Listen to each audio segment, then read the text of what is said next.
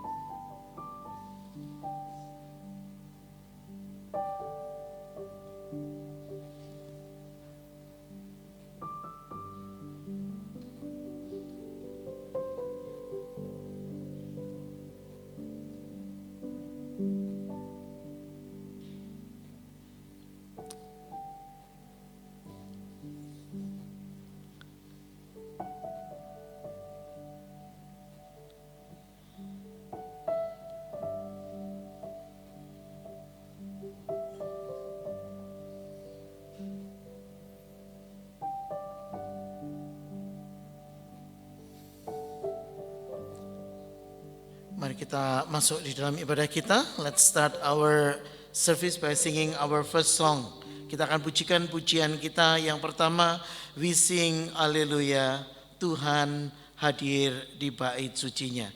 Kita akan pujikan pujian dalam bahasa Indonesia pertama, kemudian kita akan pujikan sekali lagi dalam bahasa Inggris. We're going to sing this song 2 times. Number 1 in Indonesian, and then the second one we'll sing this song again in English. Mari kita bangkit berdiri, kita pujikan pujian ini, Tuhan hadir di bait sucinya.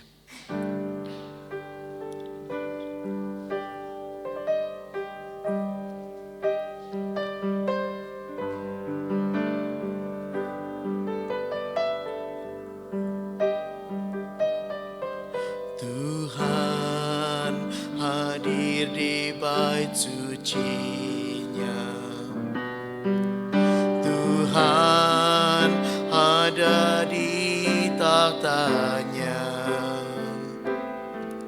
Kami bawa korban pujian bagi Yesus buat kasih-Nya. Ku rasakan kehadirannya. Dengar suara berseru, anak domba yang dikorbankan, layak untuk terima pujian. Nyanyi Haleluya, Haleluya, Haleluya. Nyanyi Haleluya, Haleluya, Haleluya.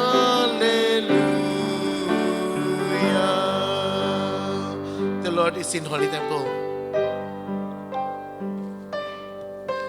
The Lord is in His holy temple.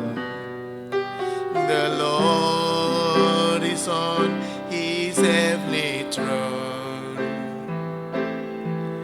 We bring our praises unto Jesus for all the love that He has shown. We sense the beauty of His presence. We hear the great triumphant shout.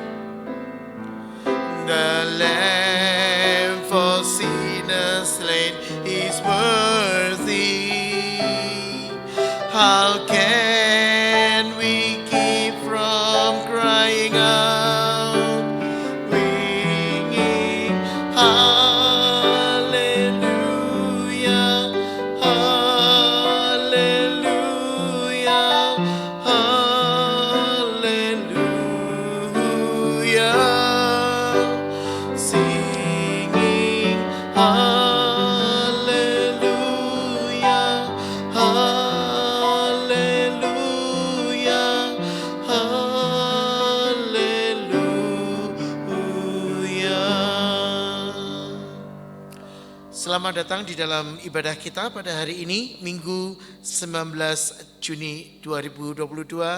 Nats pendahuluan kita untuk menuntun kita dalam ibadah diambil dari Mazmur nomor 9 ayat 2 dan ayat yang ketiga. Aku mau bersyukur kepada Tuhan dengan segenap hatiku. Aku mau menceritakan segala perbuatan-Mu yang ajaib. Aku mau bersukacita dan bersukaria karena Engkau bermazmur bagi nama-Mu ya Tuhan yang maha tinggi. I will praise You, O Lord, with all my heart. I will tell all of Your wonder. I will be glad and rejoice in You. I will sing praise to Your name, O Most High. Jemaat dipersilakan duduk. Mari kita datang ke hadapan Tuhan di dalam doa kita. Mari kita bersatu di dalam doa kita bersama-sama.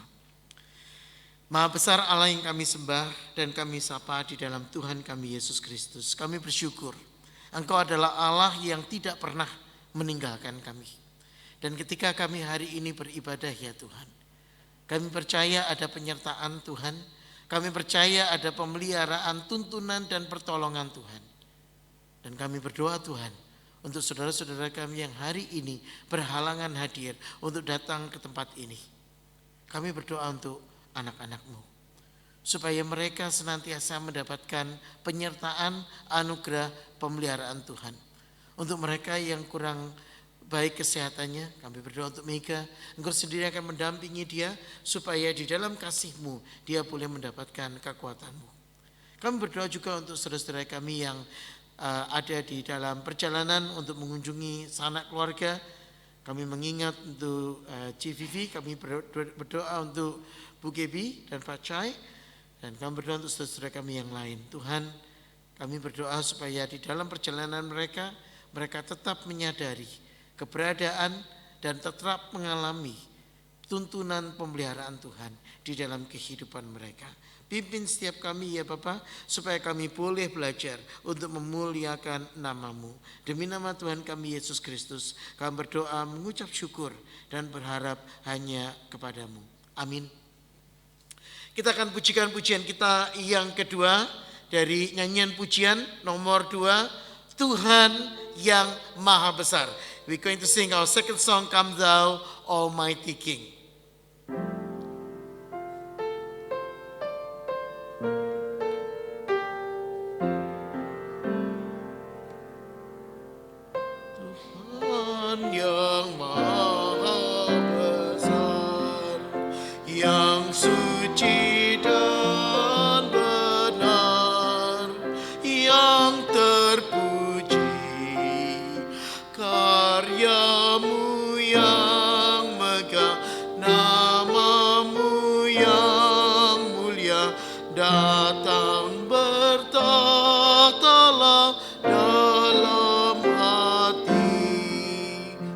Berdiri.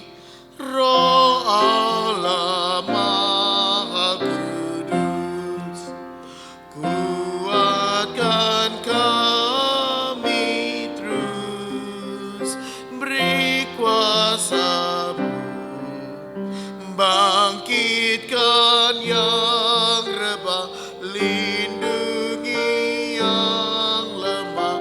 Roh Kudus diamlah dalam kabut. Allah yang Maha Esa, Roh Anak dan Bapa yang Tritunggal, luhur serta suci, Sang Raja surgawi yang selalu dipuji, Maha Kekal. Cuma dipersilakan duduk. Menarik untuk diamati ketika kita melihat kepada rentetan atau runtutan ayat-ayat yang dimasukkan di dalam pujian ini. Yang pertama diawali dengan Tuhan yang Maha Besar, memuji kebesarannya. Dan yang kedua berbicara tentang Roh Allah Maha Kudus. Allah yang Maha Besar adalah Allah yang hadir di dalam kehidupan kita. Kuatkan kami terus, bangkitkan yang rebah, lindungi yang lemah. Dan dari sana kita mengagungkan dan meninggikan Allah Tritunggal yang luhur dan suci di dalam kehidupan kita. Pujian yang seharusnya mendorong kita ketika kita membahas tentang tema kita hari ini. Orang Kristen yang berbuah. Akan dibahas dari Titus pasal yang ketiga ayat 9 sampai dengan ayat yang ke-15 untuk hari ini. Berita gereja untuk hari Minggu 19 Juni, majelis menyambut jemaat yang berbakti hari ini baik secara face to face, on site maupun secara online. Kami mendoakan supaya firman Tuhan dan perenungan yang disampaikan hari ini dapat mendorong kita untuk makin mengenal Kristus dalam kehidupan kita. Untuk khotbah yang minggu yang lalu dapat didapatkan di YouTube dengan menggunakan YouTube link yang tertera di buletin gereja. Berita yang kedua, jemaat diundang untuk mengikuti persekutuan doa bersama yang diadakan setiap hari Jumat jam 7 malam sampai selesai di WhatsApp grup doa bersama SPI. Diundang jemaat untuk berpartisipasi. Yang berikutnya adalah persekutuan pemahaman Alkitab. Kita akan kembali lagi mengadakan PA pada hari Kamis ini 23 Juni 2022 jam 7.30 malam sampai dengan selesai di Zoom. Untuk detail acara dan informasi bisa Anda dapatkan di buletin gereja pada hari ini. Ya, jadi ini adalah PA kita untuk term ini, saudara-saudara. Minggu depan anak saya yang di belakang sudah mengatakan dia sudah looking forward untuk Friday karena hari terakhir dia sekolah. Jadi anak-anak akan libur, maka bersama dengan liburnya anak-anak kita juga akan libur gitu ya selama 2 minggu. Kemudian kita akan pick up lagi dan sesudah kita kembali dengan aktivitas sekolah selanjutnya. Itulah berita gereja untuk hari ini. Kita sekarang akan masuk di dalam doa syafaat. Apakah ada pokok-pokok doa dari saudara-saudara yang ingin disampaikan? Ada pokok doa?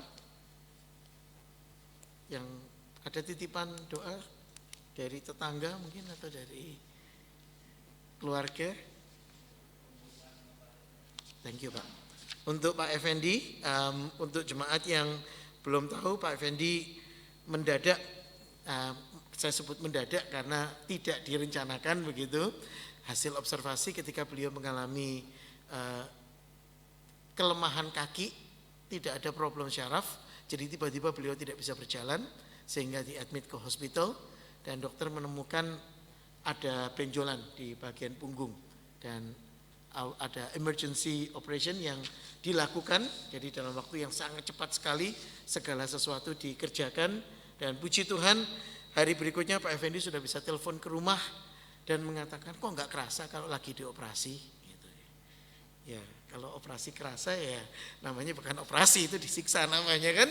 Jadi puji Tuhan Pak Effendi sudah ada sukacita, ada kekuatan lagi. Jadi kita akan berdoa untuk itu. Ada lagi pokok doa yang lain? Kerjaan buat Nathan, oke, thank you. Okay.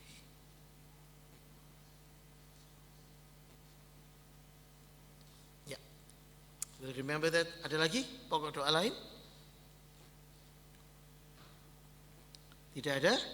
Kalau tidak ada, saudara-saudara, kita akan masuk dalam pokok doa kita dengan mengingat bahwa ini adalah minggu yang ketiga. Jadi di akhir doa saya akan mengundang kita untuk bersama-sama menaikkan doa Bapa kami. Ya, jadi kita akan menaikkan pokok-pokok doa kita, kemudian di akhir pokok doa kita akan menaikkan doa Bapa kami. Mari kita bersatu hati, kita masuk dalam doa kita. Mari kita berdoa. Sekali lagi Tuhan, kami datang untuk bersekutu bersama dengan Engkau, menyadari ketidakberdayaan kami, ketidakmampuan kami untuk mengatur, mengendalikan kehidupan kami. Bapa, kami berterima kasih, kami memiliki pengharapan ketika kami percaya kepada Tuhan. Kami memiliki masa depan ketika kami percaya kepada Tuhan. Karena kami sungguh meyakini anugerah Tuhan memotivasi kami, mendorong kami untuk kami boleh hidup bagi Tuhan. Bapak, kami bersyukur kami diizinkan untuk berdoa. Karena tindakan ini, apa yang kami lakukan meyakinkan kami sekali lagi, Engkau Allah yang peduli kepada kami. Engkau Allah yang memperhatikan kami. Dan di dalam kesadaran ini Tuhan, kami membawa pergumulan doa kami. Kami berdoa untuk situasi masih terkait COVID. Kami berdoa Tuhan, Kau sendiri yang akan menolong ketika banyak tenaga medis yang mulai lelah karena rentetan pekerjaan yang banyak. Kami berdoa Tuhan untuk kekuatan penghiburan dan penyegaran dari Tuhan sekali lagi. Kami berdoa untuk setiap kami. Lindungi Tuhan, tolong kami supaya kami boleh menjaga diri dan tidak terlalu mengabaikan apa yang terjadi di sekitar kami. Sebaliknya, kami boleh berwaspada untuk kami tidak menjadi batu sandungan bagi orang lain. Kami berdoa Tuhan untuk saudara-saudara kami yang bergumul di dalam kesehatan mereka. Kami berdoa untuk Pak Effendi. Kami bersyukur untuk mujizat yang Tuhan masih kerjakan, mendorong dan membuat beliau untuk dengan sabar menanti hasil asesmen dari rumah sakit, dan di dalam kasih karunia Tuhan menjalani operasi dan beliau boleh dapat menelpon ke rumah dan dipulihkan. Kami terus berdoa untuk pemulihan yang lebih baik lagi. Kami berterima kasih Engkau memberikan dorongan kepada Pak Effendi untuk terus beriman, untuk terus reach out kepada anggota-anggota jemaat, mohon dukungan doa. Dan kami percaya Tuhan, karena kekuatan dari Tuhan, beliau boleh mendapatkan penyertaan dan kemurahan. Kami berdoa untuk Bu Lili, berdoa juga untuk anak-anaknya supaya boleh mendampingi dan terus menguatkan Pak Effendi di dalam iman. Bapak, kami juga mendoakan untuk pergumulan dari setiap anggota kami, untuk setiap anak dari jemaat kami. Kami mengingat Nathan, anak Nathan yang masih mencari pekerjaan saat ini. Tuhan, kami percaya Engkau adalah Allah yang akan menyediakan, Allah yang menuntun kehidupannya dia, Allah yang memelihara dia sampai dengan saat ini. Dan kami percaya Tuhan, pada waktunya akan ada kesempatan untuk dia mengeksplorasi kehidupan dan mengambil pengalaman dari kehidupan yang dia jalani. Karena Tuhan, karena Engkau yang memelihara setiap kami. Tuntun kami ya Bapak, tolong kami di SBI supaya kami boleh makin belajar untuk bersandar kepada Tuhan. Kami bersyukur Engkau mengajar kami untuk setia dalam hal-hal yang kecil. Dan kami percaya ya Tuhan bahwa sekalipun gereja ini small in numbers, tetapi gereja ini big in heart, memiliki hati yang sangat besar untuk peduli dan memperhatikan sesama. Tolong kami Bapak, supaya kami boleh makin bertumbuh menjadi gereja yang mengasihi Tuhan, memuliakan Tuhan, dan membagikan kebesaran Tuhan di dalam kehidupan kami. Terima kasih Bapak. Kami ingin menyerahkan waktu ibadah kami. Kami ingin menyerahkan juga waktu perenungan firman Tuhan yang akan kami alami sebentar lagi. Dan kami mengakhiri Tuhan doa kami dengan doa yang Tuhan sudah ajarkan kepada kami demikian. Bapa kami yang di surga, dikuduskanlah namamu, datanglah kerajaanmu, jadilah kehendakmu di bumi seperti di surga. Berikanlah kami pada hari ini makanan kami yang secukupnya, dan ampunilah kami akan kesalahan kami, seperti kami juga mengampuni orang yang bersalah pada kami.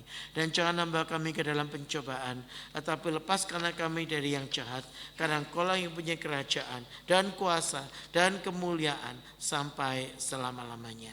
Amin.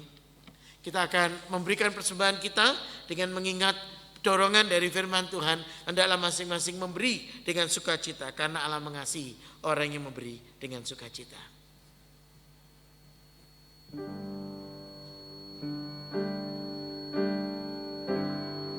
Kita akan pujikan Give Thanks.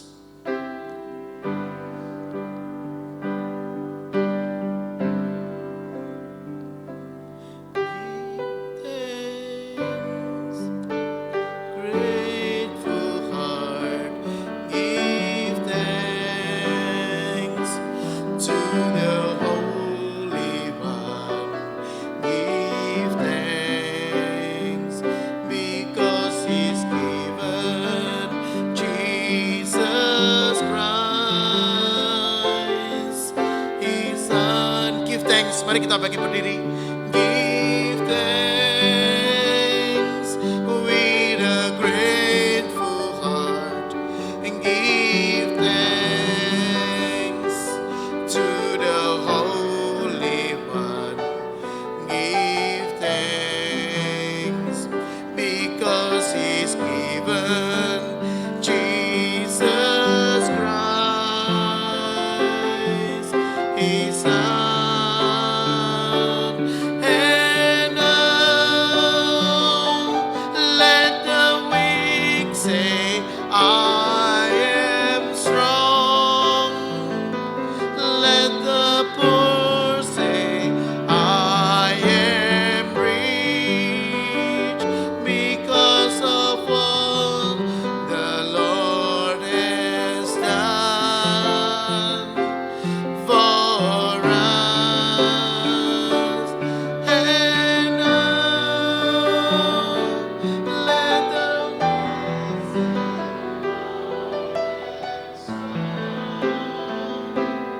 Let the poor say, I am rich, because of what the Lord has done for us.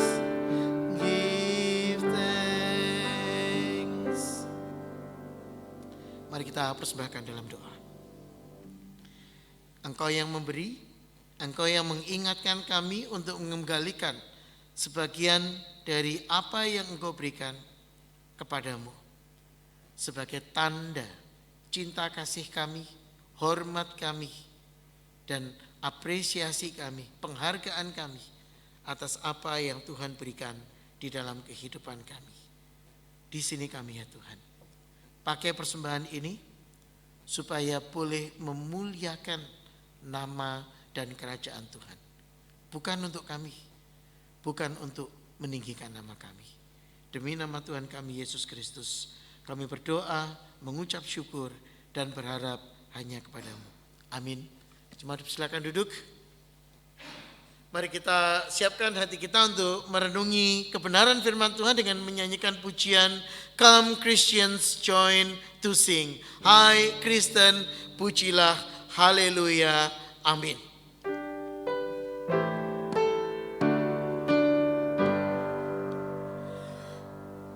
Hai Kristen, pujilah, haleluya, amin. Nyanyi dan soraklah, haleluya, amin. Raja kita Kristus, padanya yang kudus, pujilah, puji terus, haleluya, amin. Hai angkat suaramu, haleluya, amin. Muliakan Tuhanmu, haleluya, amin. Tuhan pemimpinmu, turun kepadamu, kasih-Nya pun teguh, haleluya, amin. Hai puji selamanya, haleluya, amin. Juru selamat dunia, haleluya, amin. Di surga mulia, tampaklah wajahnya. Hai Kristen, pujilah, haleluya, amin. Mari kita buka Alkitab kita dari Titus pasal yang ketiga. Kitab Titus pasal yang ketiga, the book of Titus chapter 3. Dan kita akan melihat bagian yang terakhir dari surat Titus, yaitu ayat yang ke-9 sampai dengan ayat yang ke-15.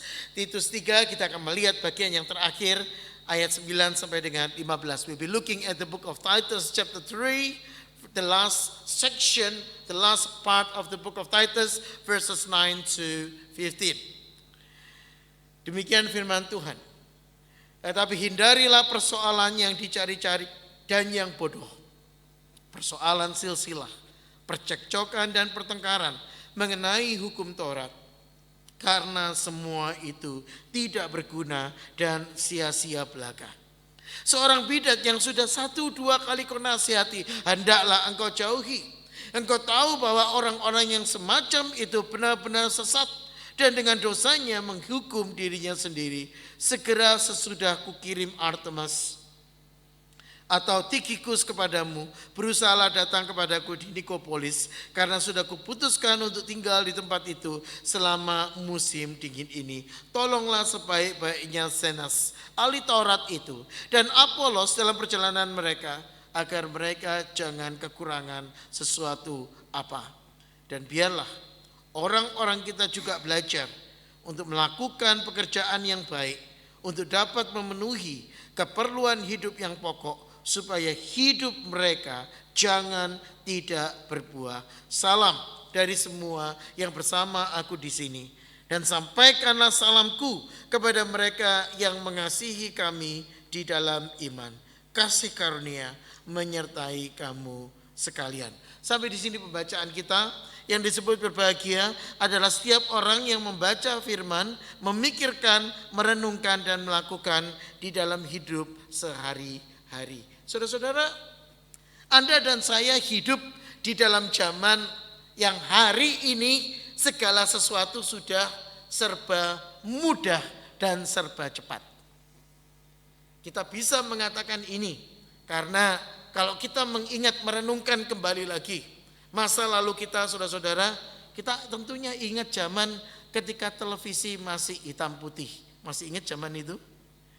Ketika stasiunnya masih terbatas dan ketika antena di atas kena angin atau kena petir, yang ada cuma semut yang mengerubungi layar televisi. Dan sekali-kali akan muncul informasi, maaf, kesalahan bukan pada pesawat televisi Anda. Masih ingat masa-masa itu? Kemudian saudara-saudara, zaman berkembang, mulai ada warna. Kita mulai melihat baju yang dikenakan oleh Tuti Aditama ketika dia memberikan siaran berita jam 9 malam, saudara-saudara. Kita mulai bisa mengenali, saudara, zaman berkembang, tetapi kemudian kita tahu bahwa channel itu tambah banyak. Ketika channel tambah banyak, saudara-saudara, kita mulai menemukan tongkat gagang sapu, ya kan? Untuk apa? Untuk nyolokin ganti channel, ya kan?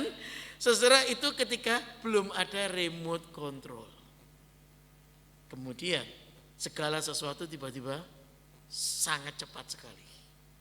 Dulu kalau Anda mau bepergian, Anda perlu menghafal atau paling tidak membuat Anda familiar dengan jalan yang Anda mau pergi. Betul enggak? Anda mau pergi ke rumah siapa gitu, Anda perlu buka Mailway dulu. Ngapalin jalurnya perlu kemana, ya kan? Hari ini saudara-saudara, Anda mau pergi kemana tinggal pencet tombolnya kemana, ya kan? Saudara-saudara, kita hidup di dalam zaman yang sangat enak.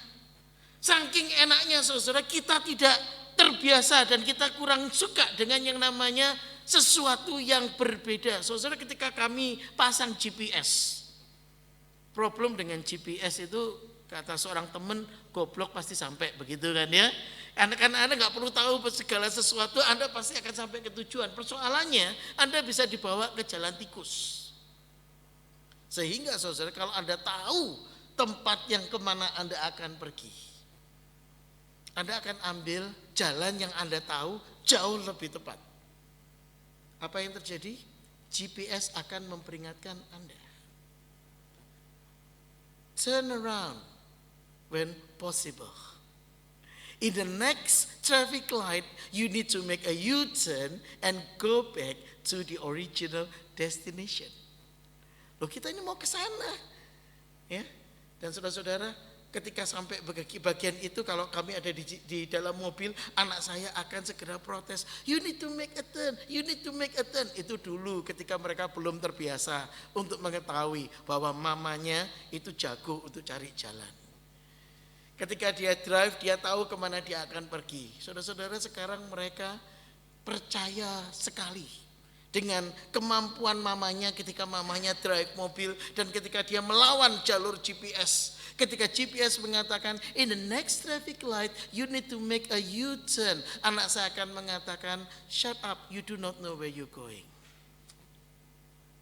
Saudara-saudara, mengalami perubahan, experiencing change, tidak pernah mudah. We always struggle, come to the point of getting ourselves to accustom ourselves to the changes. Mengalami perubahan tidak pernah mudah. Bagaimana dengan perubahan untuk berbuah? What about changes to bear some fruit? Saudara, kita mungkin melihat tanaman itu menghasilkan buah, dan ini sesuatu yang normal, sesuatu yang natural, sesuatu yang alami. Tetapi kita seringkali lupa untuk bertanya, penderitaan apa saja yang harus dialami oleh tanaman itu untuk dia bisa menghasilkan buah. When we look at our tree, our lemon tree, our fruit tree, we always see them naturally can bearing any fruit. The question is, have we ever wondered how much and what does it take for a plant, for a tree to bear a fruit? What kind of pressure, what kind of struggle that they need to go through? Ngobrol dengan beberapa ibu-ibu, saudara-saudara, di masa-masa seperti ini adalah masa-masa yang tepat untuk mulai menyemai biji. Saudara, kalau Anda mau menyemai biji untuk ditanam, saudara, biji itu harus mati dulu, bukan? Menariknya, saudara, biji itu harus mati sebelum dia bisa tumbuh dan menghasilkan sesuatu. When you want to plant something from the seed, the interesting thing is that the seed needs to dry first. You need to make it dry so that it may produce, it may grow the initial seed. Saudara-saudara, yang namanya perubahan itu tidak pernah mudah, apalagi perubahan untuk berbuah. Paulus mengirim Titus ke kota Kreta. Saudara-saudara, apakah pulau Kreta adalah pulau yang gampang untuk berubah? You live like a Cretan. Itu peribahasa yang terkenal dalam bahasa Yunani. Artinya, kamu itu pembohong. Saudara, maka live like a Cretan itu artinya hidup sebagai seorang yang tidak bermoral. Itu adalah representasi, itu adalah gambaran kota itu pada zaman itu. Bagaimana mengubah kota yang punya popularitas, punya status seperti itu menjadi kota yang mengenal Injil. Paul sent Titus to the city of Crete, the city that was well known, famous of the saying, live like a Cretan, meaning you live a life in a very lowly morals. You live a life as a liar. You live a life as someone who enjoying taking advantage of others. Now, how can you bring the gospel to the people like this with such reputation, let alone to bear fruit, a gospel fruit from them? How can you do that? Saudara-saudara, maka Paulus memberikan nasihat kepada Titus sekali lagi. untuk memikirkan dan merenungkan ketika dia melakukan pelayanan kepada gereja di kota Kreta ini, maka dia perlu memfokuskan diri bukan kepada hal-hal yang ada di luar, karena itu akan membuat dia capek, tapi justru memfokuskan diri kepada what matters the most. Saudara, Paulus mulai dengan hindarilah. Perhatikan, Paulus tidak menggunakan kata laranglah atau selesaikan orang yang berdebat, orang yang bertengkar, orang yang saudara-saudara. Paulus menariknya menggunakan kata hindarilah. Mengapa Paulus perlu menganjurkan Titus untuk menghindari hal-hal yang semacam ini? Saudara, Paulus berbicara tentang sound doctrine. Sound doctrine produce sound Christian. Ajaran yang sound itu artinya apa? Menariknya bahasa Yunaninya menggunakan kata sehat. Sound doctrine itu tidak bicara tentang saya benar kamu salah. Tapi sound doctrine itu bicara tentang saya bertumbuh. Bagaimana dengan kamu? Saudara, sound doctrine membawa orang kepada pertumbuhan yang sehat, yang benar. To Titus, Paul gave an admonition, an instruction for him to help the church in Crete to grow. How can you grow a church surrounded by people in very low reputation? What would you do? Well, first thing first, says Paul, avoid foolish controversies. Interestingly, he used the word avoid. He did not use the word settle. He did not use the word help them. But he used the word avoid. Sometimes we can be a bigger person. We can be on the bigger side when we avoid, when we refrain ourselves from involving in unnecessary things. And how can you describe these unnecessary things? My wife is a dietitian. Istri saya ahli gizi. And we have some rules. We have a rule in our home that we need to maintain a healthy life. What does healthy life mean? Well, this is something that we teach to our children. Kita mengajarkan supaya anak-anak kami mempunyai pola hidup yang sehat. Apa arti pola hidup yang sehat? And you can check this, by the way, with our children, with our child over there. Dan Anda bisa cek ke anak saya kalau nggak percaya. They come up with a habit. Mereka sekarang dibiasakan. Kalau mereka pergi ke ulang tahun, ketika mereka mendapatkan goodie bag, mereka bawa goodie bag ini pulang. Saudara-saudara, hal pertama yang mereka lakukan, mereka akan taruh semuanya di atas meja. Dan mereka akan ambil mainan yang mereka suka.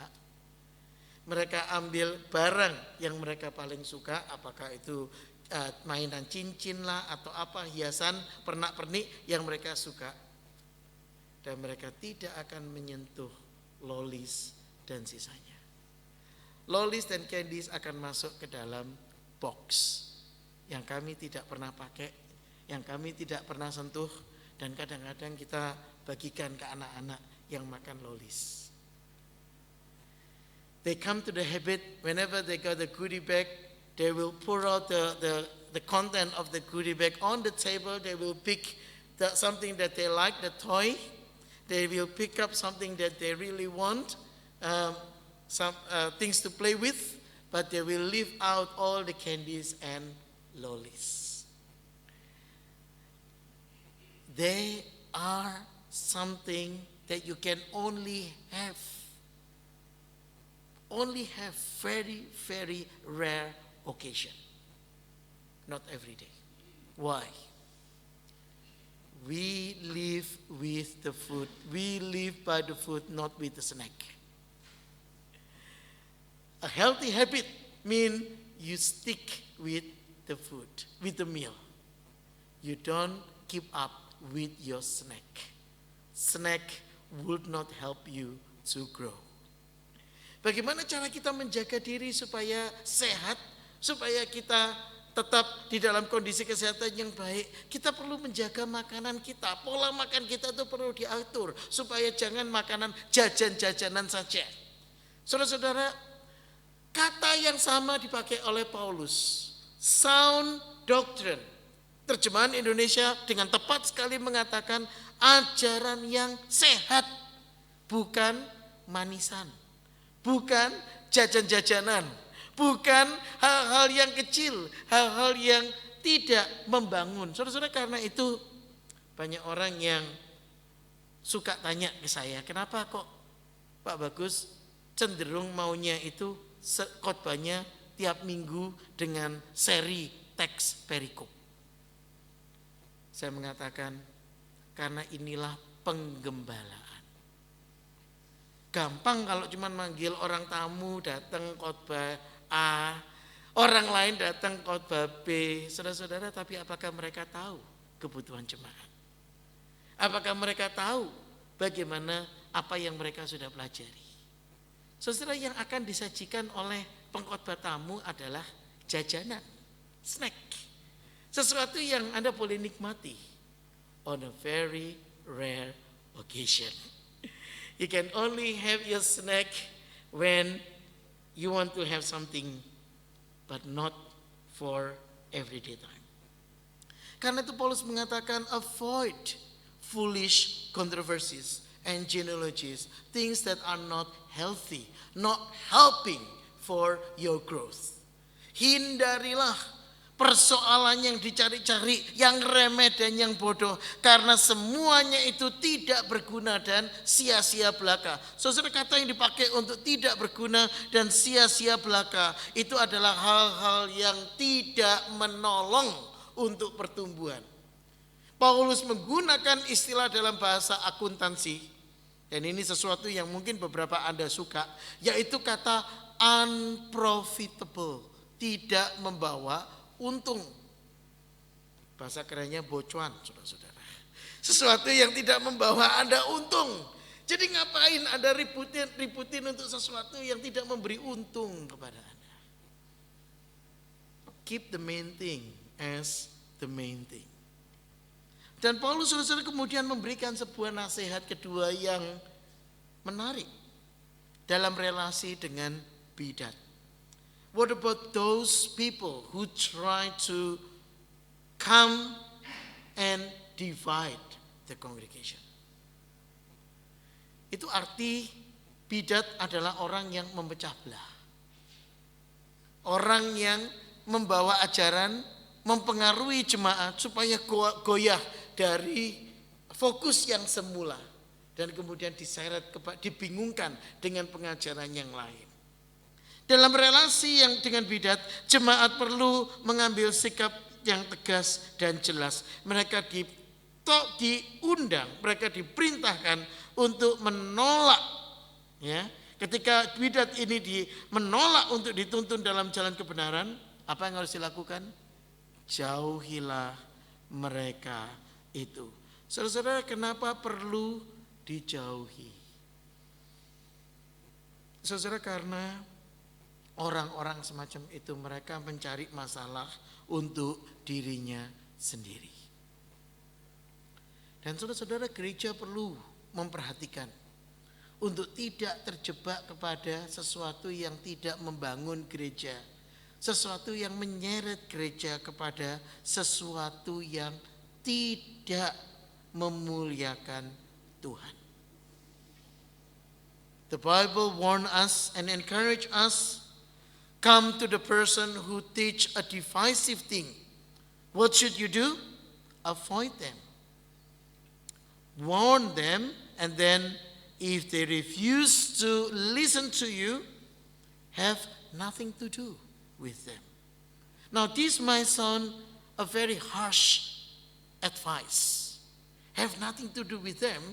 Are you treating them as human? Well, it's not about human or not. but it's about the impact. It's about the implication of what they're taught to the congregation. You may be sure that such persons are warped and sinful. They are self-condemned. They will drag people down in their pit. And you do not want, you simply cannot help. You simply cannot help the church if you're doing such thing. So what do you need to do? You need to be always in a sharp mind, always able to discern the Spirit and make the necessary decision, helpful and necessary for the way of Christ. Maka Titus didorong untuk mengetahui bahwa orang-orang semacam itu sesat dan bahwa mereka membawa masalah untuk dirinya sendiri. Saudara, dari sana baru kemudian Paulus berbicara tentang bagaimana kita menghasilkan buah. Apa arti menghasilkan buah di dalam pemahaman iman Kristiani? What does it mean to have a productive life? In verse 14, Paul mentioned three main things. Di ayat yang 14, Paulus menyebutkan tiga hal yang penting yang Anda bisa cermati dari ayat yang ditulis di atas. Biarlah orang-orang kita juga belajar. Bagaimana cara kita bisa berbuah? Pertama, Paulus mengatakan, mau belajar enggak? Saudara-saudara, gereja adalah tempat di mana setiap orang, setiap jemaatnya, setiap anggotanya belajar. Beberapa kali saudara-saudara ketika saya khotbah, ada jemaat yang memberikan respon. That was a very brilliant sermon. Dan saya merespon, I'm also in a learning curve. Saudara, ini adalah sesuatu yang harus ditanamkan di dalam diri kita. That we haven't stopped learning.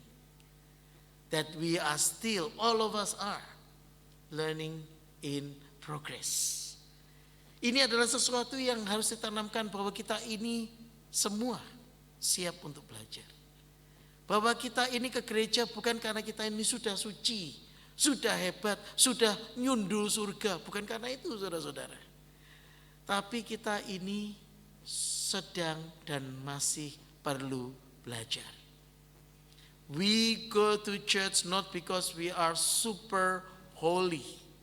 So holy that we are on the stage of touching heaven's door. Knocking on heaven's door. Sounds like a song, isn't it? Knock, knock on heaven's door. But we're not there yet. We're still far away from that stage. So therefore Paul said, our people must learn. The first thing that we need to do when we want to grow is we must learn. Hal yang kedua, apa yang harus dipelajari? Saudara, menariknya Paulus menuliskan belajar untuk melakukan pekerjaan yang baik. Paulus tidak mengatakan belajar untuk supaya jadi malaikat. Paulus nggak mengatakan demikian. Paulus mengatakannya belajar untuk melakukan pekerjaan yang baik. Kenapa melakukan pekerjaan yang baik kok perlu dipelajari? Dua hal. Orang Kreta pada zaman itu secara hakikat masyarakat, hakikatnya bukan orang baik. Masyarakat di luar itu mencoba mempengaruhi gereja. Itu hal pertama. Dan hal yang kedua, untuk melihat diri kita sendiri. Setiap manusia telah berdosa dan telah kehilangan kemuliaan Allah. Saudara, Anda dan saya adalah orang-orang yang tidak sempurna. Saudara, karena itu kita perlu belajar untuk melakukan pekerjaan baik. Our people must learn to devote themselves to doing what is good Why do we need to learn? Why do we need to devote ourselves to learn to do what is good? Number one, because we are naturally are not good person. You can have a good name like Bagus. Bagus is always good. You can't help it, but you are not a Bagus person by nature. You can't help it. And secondly, you need to look outside and realize that outsiders are influencing us. People are trying to show us and tell us what to do.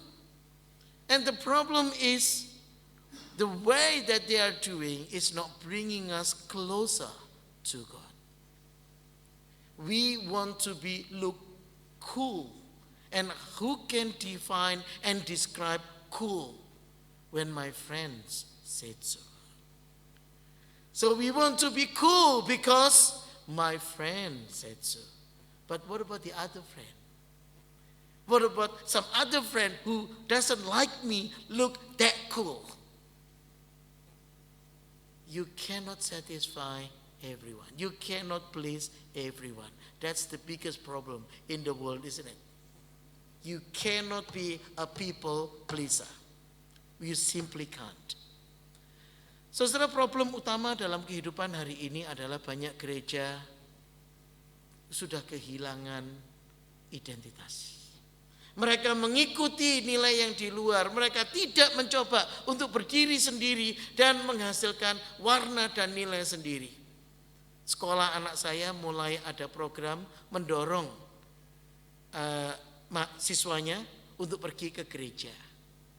Apa yang terjadi? Wah, di grup chatting para parents muncul promosi gereja, saudara-saudara. Menarik. Yang pertama promosinya adalah come join our service. The school where my daughter go to starting to have a program, encourage the student to have a taste of a church.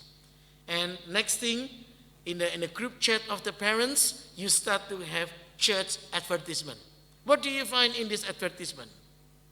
Join our church. And they have a list of church service time.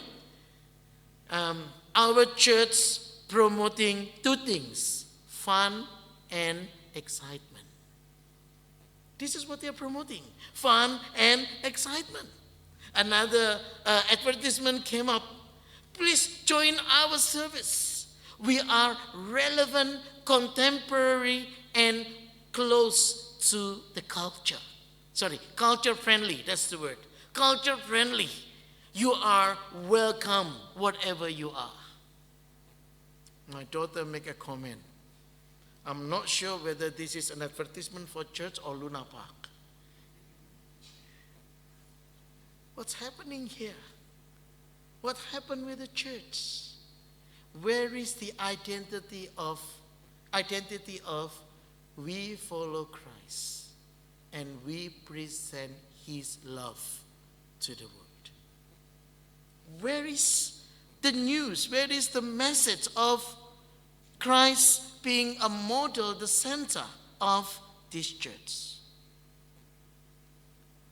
Biarlah orang-orang kita juga belajar melakukan pekerjaan yang baik untuk dapat memenuhi keperluan hidup yang pokok supaya hidup mereka jangan tidak berbuah. Our people must learn to devote themselves to doing what is good in order to provide for urgent needs and not live unproductive life. Unproductive life, hidup yang tidak berbuah, adalah hidup yang tidak menghadirkan Kristus di dalam kehidupan kita. Unproductive life is a life without Christ in our life. And a life without Christ in our life is a life that has no meaning, no purpose in this life. Hidup yang tidak memuliakan Kristus adalah hidup yang dipenuhi dengan pertanyaan dan pergumulan. Kemana kita akan pergi? Untuk apa Anda dan saya ada di sini? Apakah Anda mencintai Kristus dan menikmati kehadirannya di dalam kehidupan kita. Mari kita berdoa. Kami berterima kasih ya Tuhan, Engkau adalah Allah yang tidak pernah meninggalkan kami. Di tengah kesibukan kami, di tengah pergumulan kami, di tengah keberadaan kami, Engkau menuntun kami untuk mengalami dan mengenal Tuhan. Bimbing setiap kami ya Bapa.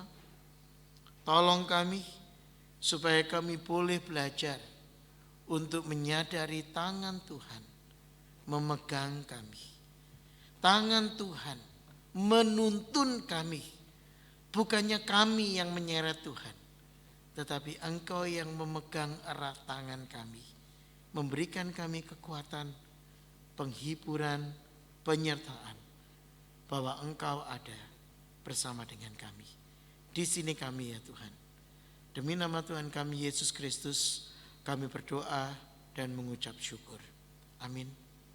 Satu lagu dari buku pujian, nyanyian pujian nomor 234, saudara-saudara, adalah sebuah lagu yang sangat terkenal, Tuntunlah Tanganku ya Tuhan. Lagu ini di dalam teks bahasa Inggrisnya mengajak kita untuk mengingat, Tuhan pegang tanganku, tuntun aku, tolong aku berdiri. Aku lelah, aku lemah, aku sendirian. Di dalam melalui badai hidup, melalui kelam kehidupan, ajarku, tolong aku melihat kepada terang.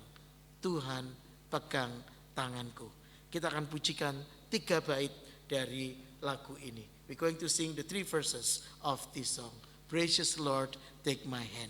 Mari kita bangkit berdiri, saudara-saudara, kita pujikan pujian ini sebagai pengakuan iman kita di dalam Tuhan.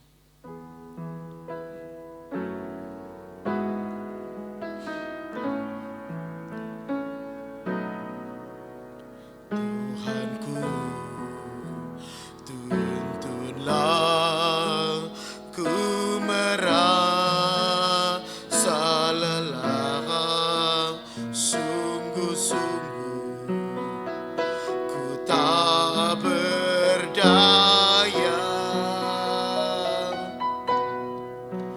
Bila badai meneru, bila gelap jalanku, tuntunlah tanganku ya Tuhan. Tuhanku, tuntunlah ku merasa lelah, sungguh-sungguh ku tak berdaya.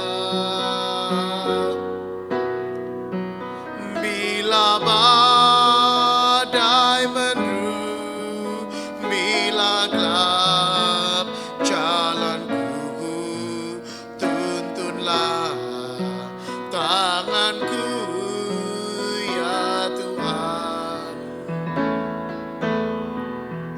Mohon Tuhan dekat waktu aku penat, waktu ajal ku telah mendekat. Oh, dengar doaku agar ku tak jatuh, tuntunlah tanganku ya Tuhan. Mari kita arahkan hati kita kepada Tuhan. Mari kita menerima berkat, janji, penyertaan Tuhan. Kiranya Allah di dalam kebesaran anugerahnya memberi engkau kekuatan untuk menjalani kehidupan bagi Tuhan, atas nama Tuhan dan demi namanya. Kiranya kasih karunia Tuhan menyertai kamu dari sekarang sampai Tuhan datang kembali. Amin.